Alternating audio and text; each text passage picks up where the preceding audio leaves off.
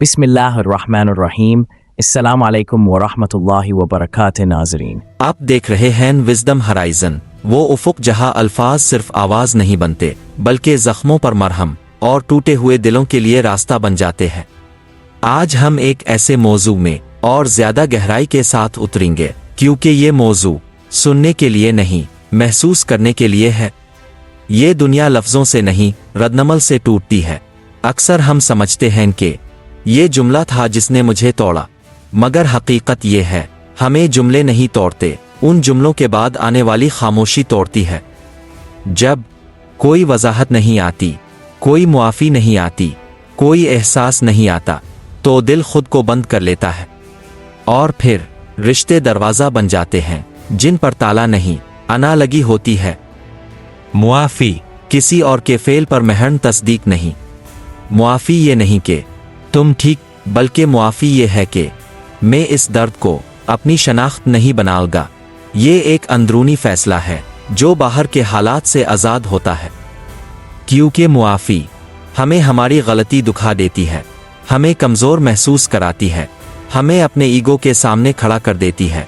इंसान का ईगो कहता है अगर तुमने मुआफ़ी मांगी तो तुम हार जाओगी, मगर रूह कहती है अगर तुमने मुआफ़ी ना मांगी तो तुम रुक जाओगी, और रूह का रुक जाना इंसान की असल मौत है। कुरान माफ़ी को इंसान की बुलंदी से जोड़ता है। कुरान कहता है जो सब्र करे और माफ़ कर दे, ये बड़े हौसले वालों का काम है। गौर करें, माफ़ी को कुरान ने वीकनेस नहीं कहा बल्कि अज़्म कहा। यानी माफ़ करना सिर्फ जज्बाती फ़ैसला नहीं, ये किरदार की बुलंदी है।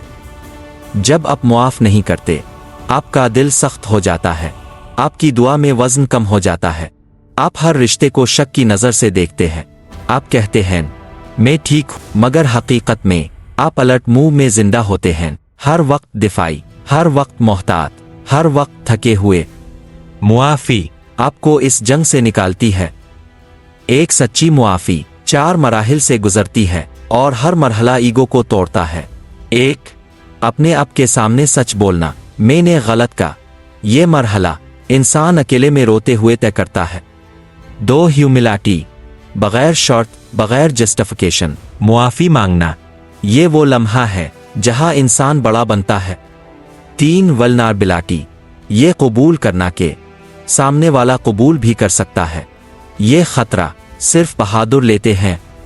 4, ट्रांसफॉर्मेशन, सिर्फ कहना नहीं, बदलना, यही असल अपालाजी है। जब मुआफ़ी कबूल ना हो, ये भी जिंदगी की हकीकत है। कभी कभी सामने वाला तैयार नहीं होता, जख्म बहुत गहरा होता है, वक्त कम होता है। याद रखे, मुआफ़ी मांगने का मकसद सामने वाले का बदलना नहीं, अपना साफ होना है। आपका फ़र्ज़ सच, नरमी और इखलास, बाकी अल्लाह के सुपुर्द।